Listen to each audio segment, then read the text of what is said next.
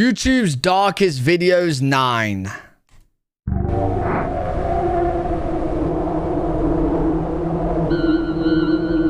Chapter 1. Train encounter. On the morning of March 22nd, 2024, the Kern County Sheriff's Office was flooded with calls about an incident that had taken place near the Wasco Amtrak station in Wasco, California.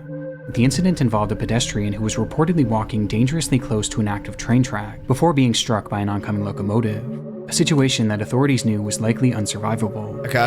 Police arrived at the scene shortly after 8 a.m. and were met with the bloody aftermath of the accident, as they found 48-year-old Horacio Ayala Penoza deceased on the tracks, with the force of the impact being so strong that his body was torn apart and scattered all throughout the area. At first, it was believed to have been a clear-cut suicide, but after interviewing some of the witnesses, police learned that the man had never stepped in front of the train, and rather, he had actually been sucked underneath as a result of walking too closely, painting a clearer picture that this was all a tragic accident. But as police were what? He was just like walking beside the train and the train sucked, like how fast it was going, sucked him under?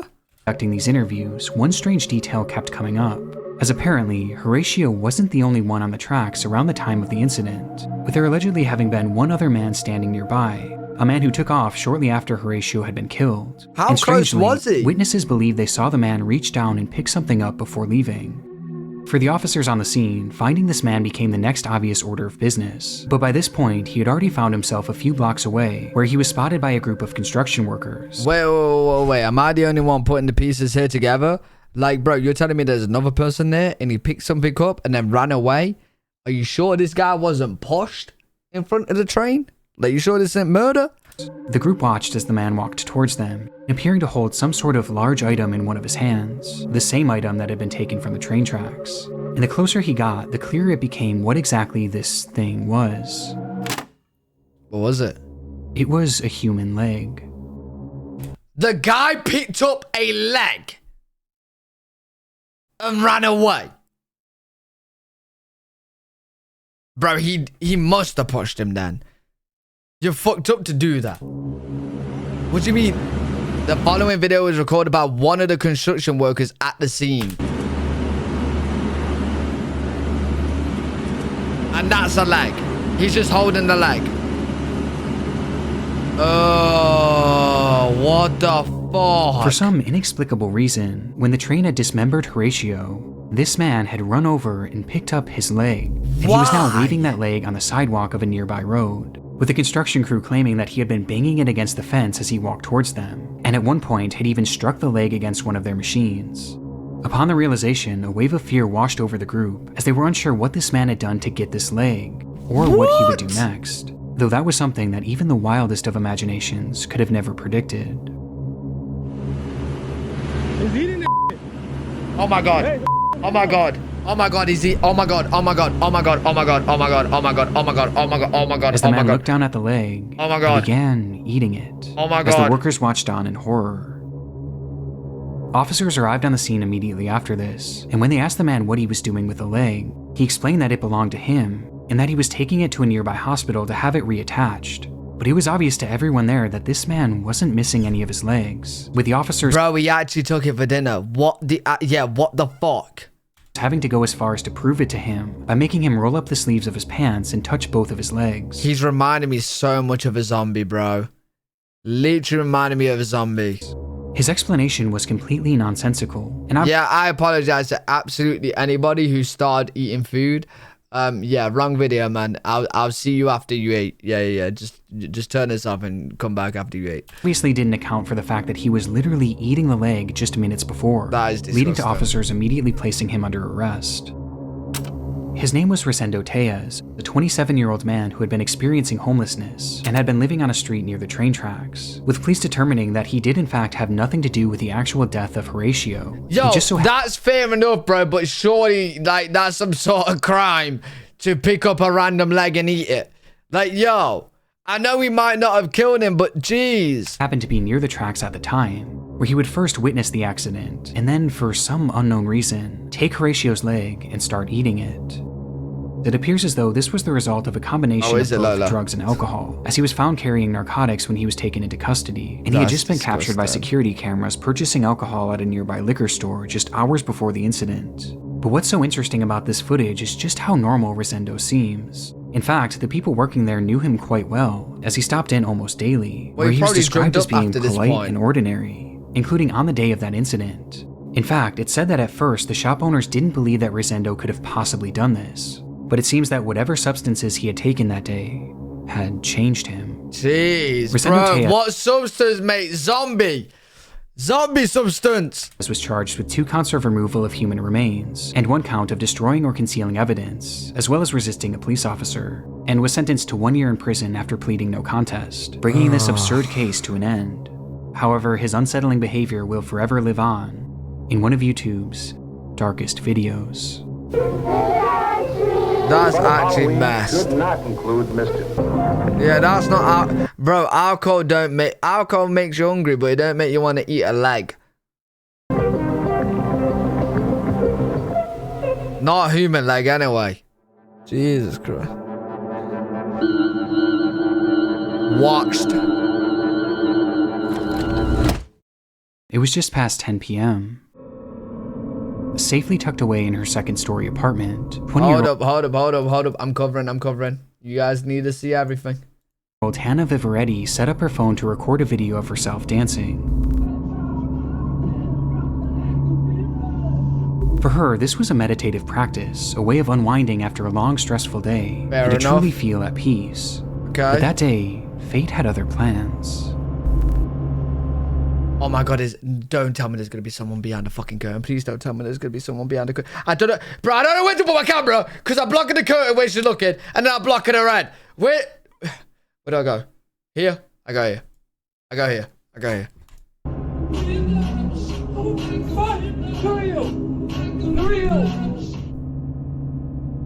As Hannah was dancing, something off camera caused her to stop dead in her tracks and yell, "Who are you?" It was a man whom Hannah had never seen before, standing in the doorway of her balcony, which again was on the second floor. What? Meaning that man had climbed up, cracked open the door, and was now standing in her home staring at her, quietly muttering nonsensically with a big grin on his face. Oh my god! Get out of there, get out of there. Hannah stopped the music and again asked, "Who are you?" To which the man responded by saying, "Please get out." Your friend. No, please get out. Yes. But her demeanor and the panic in her voice made it all too clear that this was far from the case. Who are you? Please get out of my apartment right now. Where is he? I didn't see him. Where is he? She started to make her way over to her phone. Where is he? And then towards the front door. Is he there? All the while, the man kept calmly insisting that they be friends, but Hannah was having none of it. Please get out of my apartment right now. Opening her front door and in the process, get out. Get out. Oh my god, what the actual fuck? What the, run and call the cops! What the actual fuck? Pointing the camera directly at the intruder, giving us our first and only glimpse of the man, as he's standing still in the balcony doorway. I'm moving out after this. And with her front door now open, she yelled at him to get out, loud enough for the neighbors to hear. Get out!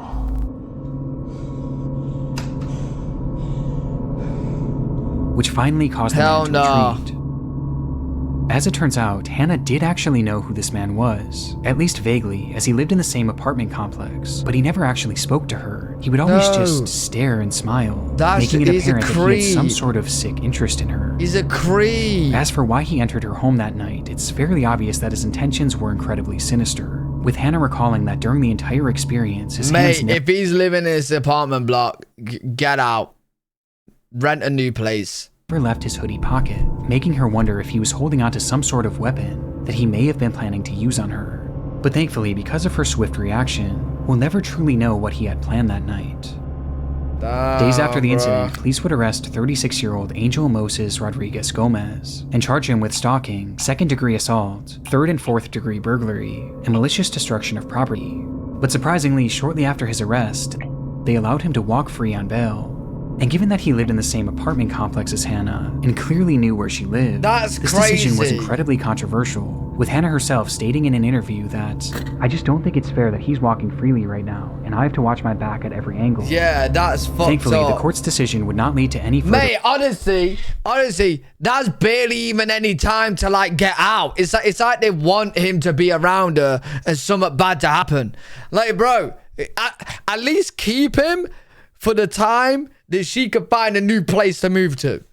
Like, what? Escalations in the case. And today, Angel no longer lives in the country. Of course. But the footage is incredibly chilling nonetheless. Oh, she left the whole country. Oh my God. You didn't have to leave the whole country. You could have just, like, leaving the state would have been more than good enough. The whole country's crazy. I was thinking, like, just move down the road. You'll be fine. Oh, he left the country. Oh, wait, okay. He left the country.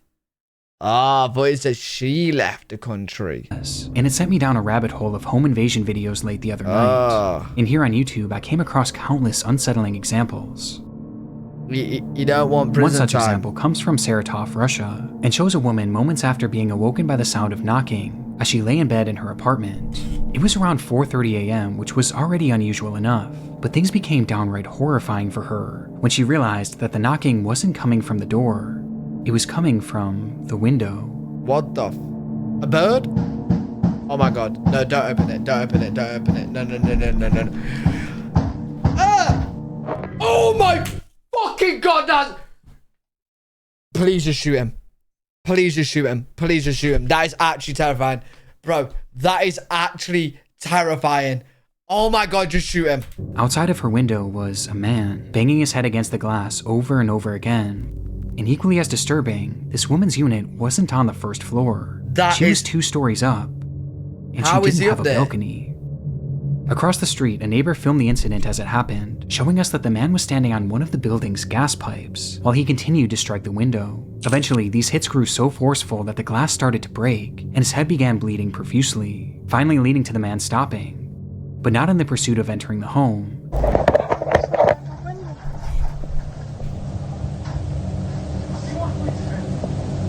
Что? У него пена изо рта аж. What the fuck? Это дурачка пена изо рта, мне бешенство или что? Ну, бля, попей мочи, иди отсюда уже. As he instead climbed to a different window where he attempted to peel it open with his fingers. But by this point, police had already arrived on the scene, and eventually the man would be forced down and placed under arrest. When looking for an explanation as to why this man was doing this, it appears that he was under the influence of bath salts during the ordeal. But aside from this, I couldn't find any other information about the man's identity or whatever became of him. Up. He's on but drugs. I was able to find that this clip doesn't tell the entire story, as the woman behind the camera actually spoke to a local reporter and provided additional context to the ordeal, which only made the story more terrifying. At first, he knocked with his hands. Then he began to peck at me at the window with his head for an hour and a half without stopping. After that, he started shouting my name to the whole yard. He was foaming at the mouth. How did he know a name? How did he know a name? That he wanted to talk to me, and he needed me. How did he know a name? But the most terrifying part of the statement being that she had no idea who this man was. Wait. If she has no idea who he was, then how does he know her name? Oh, is that the creepy part to it? Is that a creepy part to it, that he knows her name and he shouldn't know her name? Or how he could have even known her name. All right, yeah. The idea of both of these intruder videos featuring people whom the victims had never even spoken to makes them especially unsettling, as it shows that you really never know who's watching and who might be obsessing over you. I wonder how many people is watching me that don't know, that I don't know. When you think about it, it's actually weird.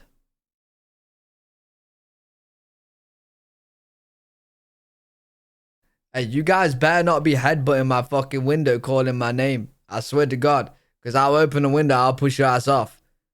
Especially if I'm on like a high floor. I'm not just opening the window and looking at you. Bye-bye. Bye-bye. But incidents like this can be equally as chilling when the intruder is someone that you do know. Mohammed Amana was a 26-year-old man living in Orafur, Sweden, and had been dating a woman named Maria. But after several run-ins with the law, Mohammed's lifestyle just became too much for her, and she eventually decided to end the relationship. This caused Mohammed to become enraged, an emotion that was only further heightened when he discovered that she was staying with a male friend of theirs. And on the 25th of May, he would show up at his doorstep and ask to speak to Maria.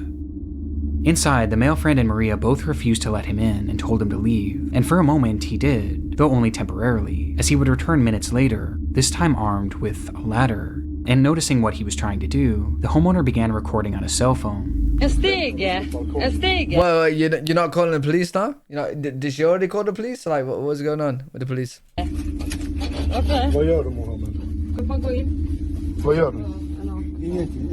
The man behind the camera asks, "What are you doing? Are you going to fight me?" To which Mohammed said no, he just wanted to speak to Maria.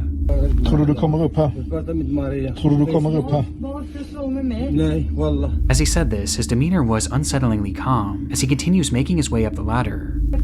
Mohammed, du kommer inte upp. Just push him off. Du kommer inte in I mitt hem. Push him off! Du kommer inte in I mitt hem, Mohammed. With his demeanor being so calm that the cameraman couldn't tell if Mohammed was a threat or not, though it wouldn't take long for him to get his answer. Du kommer inte in I mitt hem.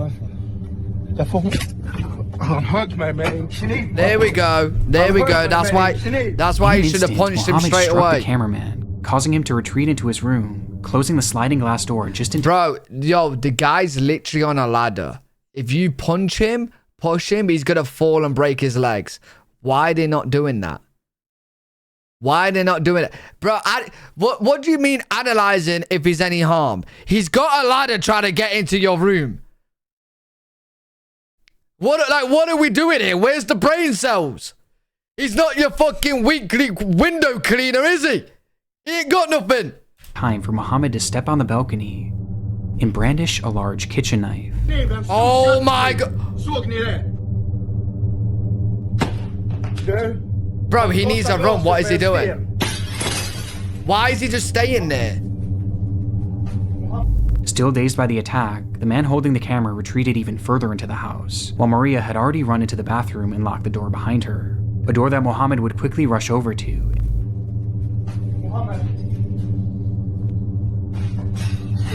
Have you not called the cops? Han kommer in, Maria. Mohammed, hugg du.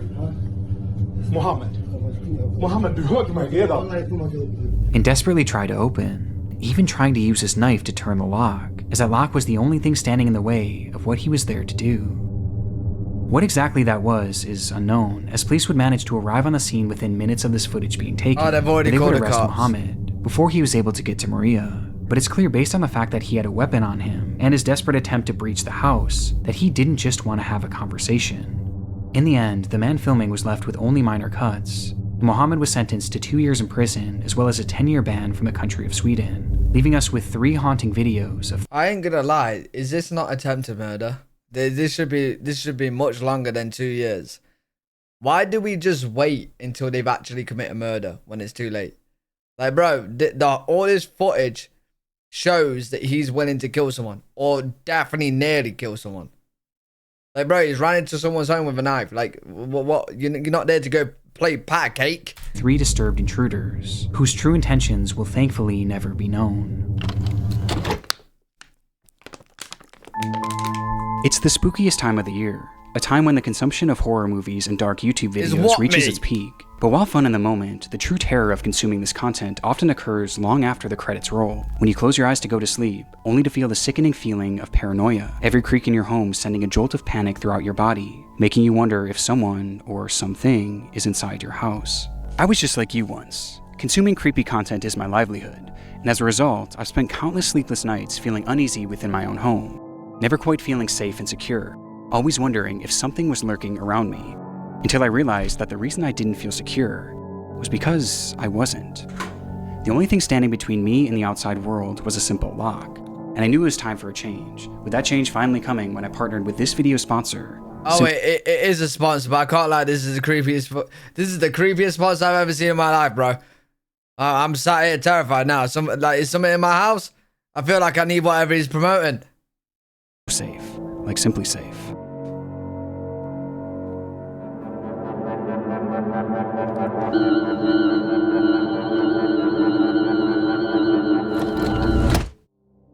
Yeah, good transmission. Alright, hey folks, this is Noah, getting my blog live. Trucks and trucks and lots of trucks. This is the very first footage that Noah Harpum would post to YouTube. After years of having a channel, Noah finally decided to give uploading a try, posting this inaugural video to a self-titled channel on October 29th, 2015, titling it 102915, video blog number 1, and introducing himself to the platform with a simple "Hello world" in the description. No, but I did want to dissect just the beginning of a sermon given by a Pastor Bill, a guy that my dad has been following, taking ideas from for 10 years at least. He and his family, 2 kids. In the video, Harpham paces throughout his home and discusses a priest named Pastor Bill, whom he believed was influencing his father and his family, and clearly not in a good way. I've been ignorant of it for a long time, so I wanted to look at it, and I challenged him just to look at 15 minutes of this sermon. Though he gives no context as to who this pastor is, only mentioning that he had been ignorant of the situation for a while, and that this video was his response after trying to expose the truth to his father. Been waiting, and haven't heard anything, so I was going to just post my reply, and I guess that's how I'll start my blog. Again, what this truth is unclear, as the lack of information makes this video a confusing watch. And ultimately, it tells us very little about who Noah was, let alone the other people he was discussing. But he did end the clip by making it clear that this was only the beginning of what would be a reoccurring blog series that would showcase just him, his thoughts, and his camera. The blog is just going to be me with a video camera, and that'll be it. We'll see what happens. But before those uploads would come, Noah had pinned a website in his description that directed users to a blog post written by him that same day, titled, "Is my dad in a cult? Even worse, is it satanic?" Throughout the writing, Harpham loosely provides additional context for his video, as he breaks down a sermon given by Pastor Bill, who is shown to be Bill Johnson, a well-known preacher from the Bethel Church in Redding, California, who had garnered a large following online. And despite the sermon being over an hour long, Harpham goes through it point by point, critiquing everything that he said. And the more he typed, the more angry he got. And the more angry he got, the more nonsensical his words became. "I'm attempting to present a case that shows the leader of this prestigious institution, along with a select group of rulers, are using mind control techniques to poison and confuse legions of useful idiots that slave away to keep the institution humming along, and that this man, Pastor Bill Johnson, and his ruling caste are using mind control to keep people imbalanced and ignorant, in a state of perpetual waiting for the material world to be defied, while they themselves are profiting immensely in this material world." So is he saying that his parents, his dad, is a stupid idiot because he's being mind controlled? The blog gives us a peek behind the curtain of the man shown in this video, a man who seems to be clearly mentally unwell, paranoid, and very angry, with the post making it clear that the purpose of Noah's content was to bring this pastor down, and video blog number 1 was supposed to be just the start. However, there would never be a video blog number 2, as just 2 days after posting this video, Noah's life would take a drastic turn. Colorado Springs 911, what's the exact location of your emergency? It's at, Can you repeat that one more time for me and make sure I had it correct? well, it's across the street from me. I'm calling from my address. Tell me exactly what happened. Well, there was a guy walking around with like 2 cans of gasoline or something, 2 small cans. Oh no, it's gonna be him. He's gonna burn down the church, isn't he? He's gonna burn down the church, isn't he? And a big, like a rifle, was black. Uh-oh. And it had a strap around it. He's walking up to doors and stuff. At 8:35 a.m. on Halloween morning, a woman named Naomi Bettis called 911 after witnessing a suspicious man walking around her neighborhood in Colorado Springs, as she watched him carrying several cans of gas, as well as an AR-15 that was hung over his shoulder. She didn't know it at the time, but this man was her neighbor, Noah Harpham. And then I seen that he walked into the building, and the glass window at that business is broke. And that's a business? What's the name of the business? I have no idea, but I just know I don't know if it's a fake gun, BB gun, but it looks pretty scary. As the call progresses, Naomi explains that she had watched him enter a nearby business, where one of the windows appeared to have been broken. She wasn't sure if anything illegal had happened at this point, but she was convinced that Noah was up to something sinister, which based on what he had in his possession seemed to be the only logical conclusion. Look at that. However, this concern wasn't felt by everyone. Okay. And you said it looked like a long gun, correct? Like a rifle? Yes, uh-huh. Well, it is an open carry state, so he can have a weapon with him or walking around with it, but of course having those gas cans, it does seem pretty suspicious, so we're going to keep the call going for that. Okay, and the window's broke. Yo, for my British ass, that's crazy to hear. Yo, bro, that's crazy to fucking hear. Guy literally is walking around like he's fucking in fucking Afghanistan or some shit in a goddamn war zone, yeah, with a fucking assault rifle, gas canisters, and the cops like, well, yeah, no, that's pretty normal. Like he's just walking around, but we'll keep an eye on it. Like, yeah, that is. Into that business downstairs, so. Right. And you said he's now upstairs, correct? Yes. Mm-hmm. And are you or anyone else in immediate danger? No. Okay. As the operator seemingly brushed aside the incident, stating that she was only keeping the call going because the gas cans could be suspicious. However, even with that, the report still wasn't taken seriously, as the dispatcher hung up on her shortly after, before dispatching one single officer to the scene, an officer that never even made it there, as just moments later he was called off and sent to what was deemed to be a more pressing scene. Oh my god. Oh my god. Oh my god. Oh my god. Look, I know it's an open carry state. I get that. I know it's an open carry state, but do we not have brain cells? Like someone like being in an open carry state, the neighbor will know if it's a normal carry or suspicious carry. Like you would have that instinct, you know what I'm saying? Like you're norm to it. Me, if I see it, I'm gonna be freaking out regardless, right? But you see it, you gotta know, right? So if you see someone that looks a little bit dodgy with gas canisters as well, put 2 and 2 together, you get 4. Let's check it out because it don't seem right, right? Somehow they got 5 and it's like, oh no, that's normal. At the local like, senior what? center, Naomi's concerns were completely ignored, but despite this, she continued to watch out her window, waiting to see what Noah would do next. 4 minutes after her call with police ended, and 10 minutes after first reporting Noah's behavior, Naomi would dial 911 once again. Only this time, her demeanor was far different. Yep, it's burnt down or something. I just called a few minutes ago and the guy came back out and he fired a gun at somebody and he's laying on the street dead. There we go. Oh my God. You sent an ambulance too. There we go. Naomi's worst fears had come true, as she frantically told dispatch that the man carrying the gun had just shot and killed someone outside of her home. How stupid you would feel at the dispatcher and the cops to call it off. A combination of gas canisters, worried neighbor, and an AR-15 or whatever it was. And you don't send someone out to check it. It's crazy. Oh, what did they get sent out to? Someone robbed $30 worth of clothes at Walmart. I guarantee it, bro. I guarantee it. They got sent out for someone robbing Walmart for $30. I guarantee it. Oh my God. Okay, calm down, okay? Stay with me. I'm just putting that into the call. Is anyone in immediate danger? No, that I can see or no.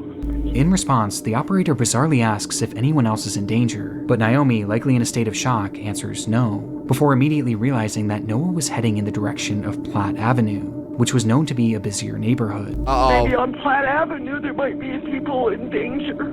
Yeah, I need the suspect's description. Do you know his name? No, I don't. Okay, is he white, black, Hispanic, Asian? He's white, and he's got long curly hair coming out of his cap. She desperately tried to relay that more people were likely in harm's way, only to be immediately proven right just seconds later. I think, yeah, there's people outside that might be in danger up on Platt. Okay. Oh, I just heard another gun fire. Oh my God. When she hears more gunshots, prompting the operator to once again ask, yeah, they need to call an ambulance or something right away. Okay. Is anyone in immediate danger? Is anyone in any... You fucking... Yo, these dispatchers actually get me vexed. Bro, she just said to you, she's heard gunshots and people are probably in danger in Platt. A minute later. Is anyone in immediate danger? Like, bro, listen! Jesus! Only people up on Platt, maybe. She said this! All right, I am sending the paramedics to help you now. Stay on the line and I'll tell you exactly what to do next, okay? Okay. It was only then that the operator would tell Naomi that police and medical personnel were finally being dispatched to the scene, but by this point, it was far too late. In the moments after Naomi had made her first 911 call, Noah Harpham would first attempt to light his house on fire using the 2 cans of gasoline, though this, however, failed and caused him to quickly shift his focus. Noah instead stepped outside and brandished his rifle, immediately pointing it directly at Andrew Mayers, who had been riding his bike in the neighborhood. And after seeing the gun, the man stopped and begged him not to shoot, to which Noah responded by pulling the trigger multiple times, killing him instantly, with Andrew Myers being the man that Naomi had seen laying dead on the street. Damn. From there, Noah began walking up the street, where he would eventually see two women sitting on the porch of a sobriety center, where local women went to get help with their drug and alcohol addictions. And upon noticing them, he immediately started shooting, striking and killing both Christina Galella and Jennifer Vasquez. Noah walked for over a mile after this before the police finally caught up with him, and when they called out for him to stop walking, Noah turned and immediately opened fire, leading to a massive shootout.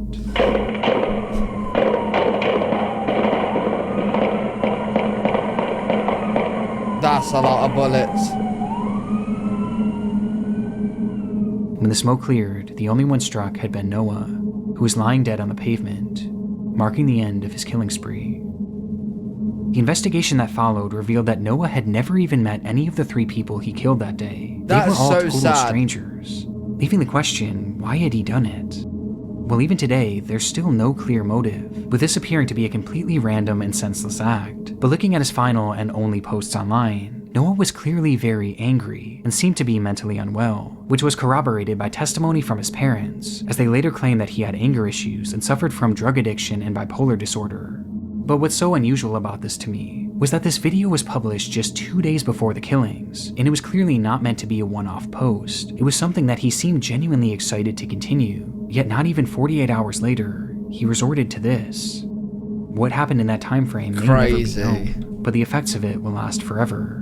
And I can't help but wonder how differently this all could have gone if that initial 911 operator had just taken Naomi's report seriously. Yeah, like, surely she's fired, bro. Like, how do you not put two and two together? Gas canisters gone seems dodgy. In fact, I feel like even in open carry states, even if you get a call of something seems dodgy, do you not go out and just have a little check? Do you know what I mean? Better safe than sorry? No? Noah's spree didn't start for a full 10 minutes after she started that call, which would have been more than enough time for police to intervene. But instead, Noah was given all the time he needed to end 3 innocent lives. That's crazy to me.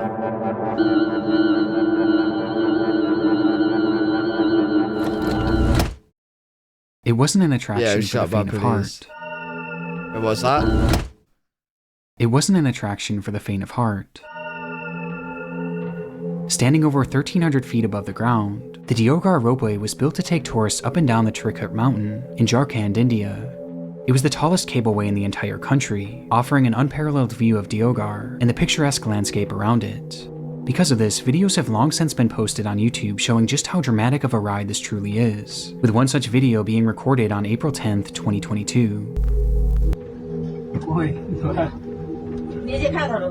Wait, no, yeah, chat, back to the other clip, because you guys live in America, yeah? If someone called you and you're in an open carry state, because I know some of you are, there's a guy walking around with an AR-15 and gas canisters, will you guys think, oh shit, something's about to go down? You would. Even though you're allowed to. You're thinking, oh shit. So why on earth is the cops not doing it? That's crazy, bro. Like, surely that dispatcher got fired. Surely. Or someone. Like, that's crazy. It's crazy to think you don't check on it.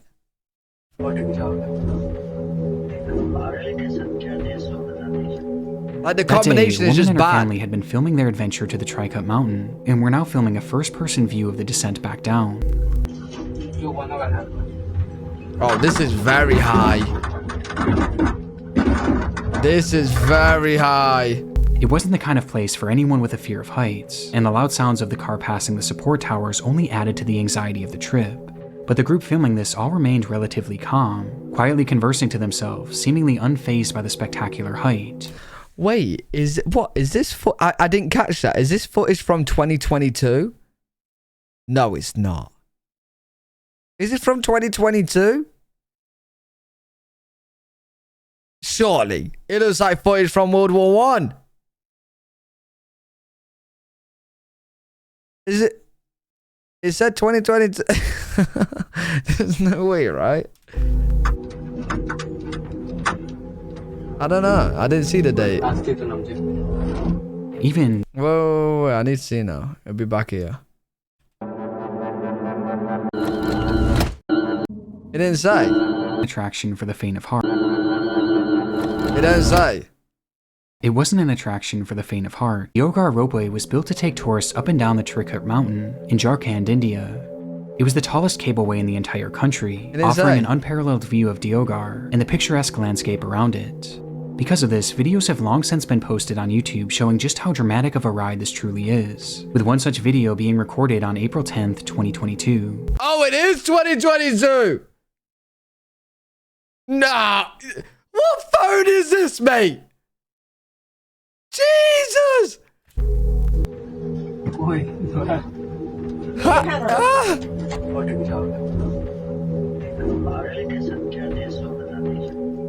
That day, a woman and her family had been filming their adventure to the Trikut mountain, and were now filming a first-person view of the descent back down.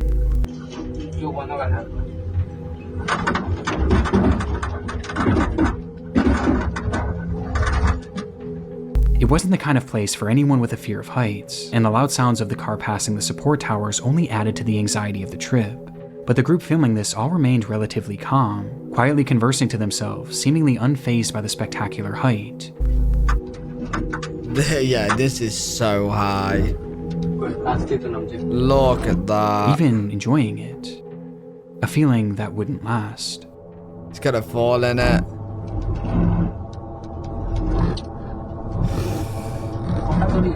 Oh! Oh! Without any warning, the car was met with a massive force, sending the occupants and the camera to the floor, causing the footage to go dark. Jeez. Well, I'll tell you right now, if this was an iPhone, there would be no footage. The iPhone would be broke.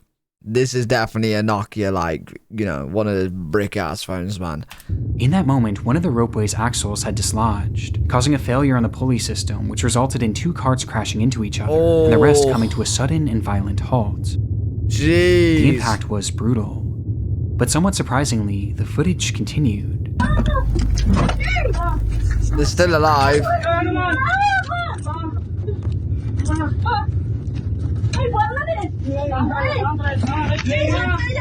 Showing just enough to reveal that the ropeway and the cabin these people were in were both still intact. Oh, I thought they fell. They just collided? Oh, I thought they fell. Well, I'm happy that it didn't fall because they're good. They're alive, but... Before the recording came to an end, this group had survived the impact, but the nightmare was far from over. Oh, they collided. News of the collision quickly spread throughout the region, leading to the scene being flooded with rescuers and news crews alike, with everyone trying to figure out what exactly was happening, and the initial prognosis was grim. In the impact, one man in a separate car had been killed, and many others were left injured. Making matters worse, due to the broken axle, the ropeway was now no longer operational, meaning that the 70+ people spread throughout the various cars were now stuck. Some of them were still suspended over 1,000 feet in the air. It was going to be an incredibly difficult rescue operation, just given the height of the ropeway alone. And ultimately, it was determined that the Indian Air Force would utilize their special top-of-the-line helicopters to fly over the cars and lower down ropes with harnesses attached to them for survivors, who then would strap themselves in and be hoisted up to the helicopter above using an electronic winch. It took hours for them to even make their first attempt, before finally trying their approach on a middle-aged man, who slid on his rescue strap and was then slowly pulled up towards safety. Fucking hell. This is... Oh my god. Oh my god. Oh my god. The footage of this is horrifying. These people were already over 1,000 feet in the air when their cars got stuck, and now they were being lifted even higher, tethered only by a single rope and a safety harness. Worst of all, it was a particularly windy day, which was made worse by the swirling of the helicopter blades, a combination that caused the man to start swinging wildly from side to side as he hung onto the rope for dear life.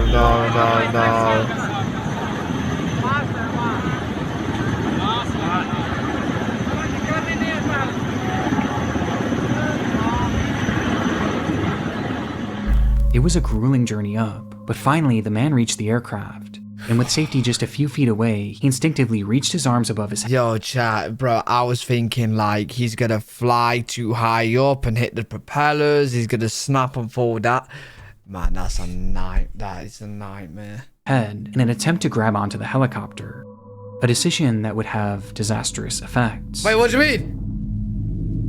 As he did so, his harness slid upwards and was pulled over his shoulders, and then over his arms, before eventually landing in his hands, meaning the only thing left holding him up was his own grip, as he clung to the now useless harness. How? For a full minute he dangled there, just inches away from rescue. Meanwhile, the rescue crew searched the craft for something they could use to safely hoist him in, but before they got the chance...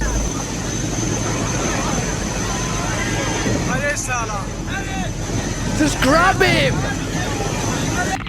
The man slipped out of his harness, Oh my God. momentarily catching himself on the side of the helicopter itself. But by this point, his strength was gone. Oh my God, And oh my seconds God. later, his grip would fail for good. Oh my God, oh my God. He's gonna fall. He's gonna fall. Causing him to plummet approximately 2,000 feet to the ground below, Fuck. killing him instantly. For those waiting to be rescued, the sight was especially horrific. Bro, you just wouldn't go on it. How you slipping out the harness and them not pulling you up? Like, I don't get that. I don't understand how he was on the edge here and the people in the helicopter did not just grab him by his like jacket or whatever and just yank him in. Like, I'm so confused. Like, why did they not do that? He was literally grabbing onto the edge of the helicopter. Like, what? They watched the man who they thought had made it to safety fall to the ground right in front of them. Like, he's there. He's on the edge. There's people in there. All you gotta do is both of you. Like, I swear I'm seeing two people. Just grab him. Like, what? They couldn't reach him. He's on the edge. The fear they must have felt knowing that soon it would be their turn is unimaginable. After this, the rescue crews began making tweaks to their operation, which started to lead to a few attempts going off without a hitch. But the entire process was incredibly slow. Look, there's 3 of them. How you don't get him? As a full 24 hours would pass before 60-year-old Shubha Devi would finally get her chance to be removed from the car. Yeah, so to the person in chat saying there's only just a pilot. Yeah, buddy. You're thinking a rescue mission is just a pilot, eh? There's 3 people in the back. And as she started her ascent up to the helicopter, the wind also caused her to start swinging wildly. So wildly, in fact, that the winch used to lift her suddenly stopped working, leaving her hanging there. Wait, they said 24 hours later. They've been in there for 24 hours. They've been in there for 24 hours. Only moving side to side rather than up towards safety. As she hung there, rescuers on the helicopter frantically tried to figure out what the problem with the winch was.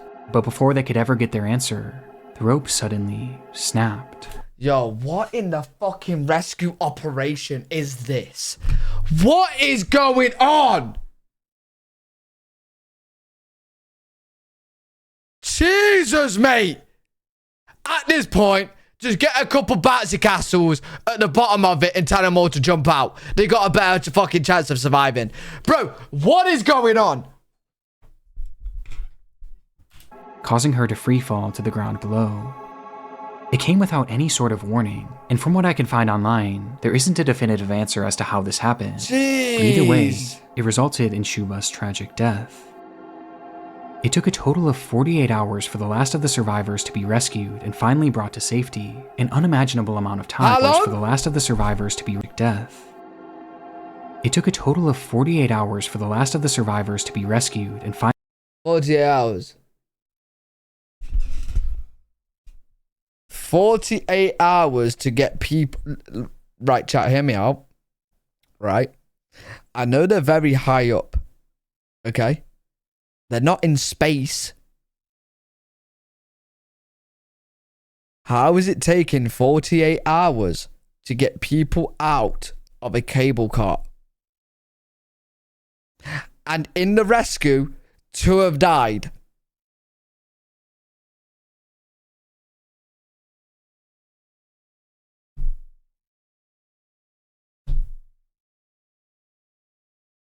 What? Finally brought to safety, an unimaginable amount of time in an unimaginable position, with survivors having to watch two people fall to their deaths before them, unsure if they too were going to meet the same fate.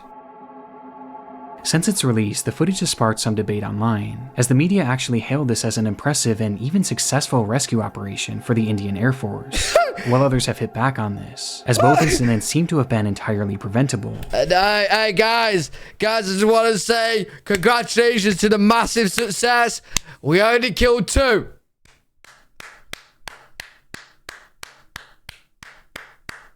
Good job, guys.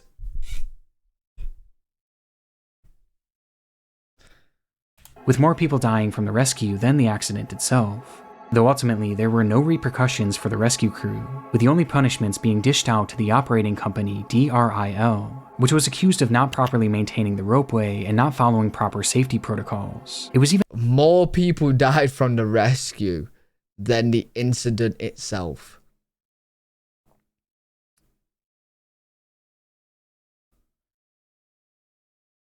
alleged that when the initial crash happened, the people operating the ropeway at the time actually fled the scene and never even called authorities, but I'm not sure if this was ever actually proven. DRIL was fined over $1 million and has since been blacklisted from operating ropeways for 5 years, while the families of the deceased were given around $33,000 in compensation. 33K. Currently, there are plans to repair and reopen the ropeway, though at this point, no official date has been given for the reopening. Jesus.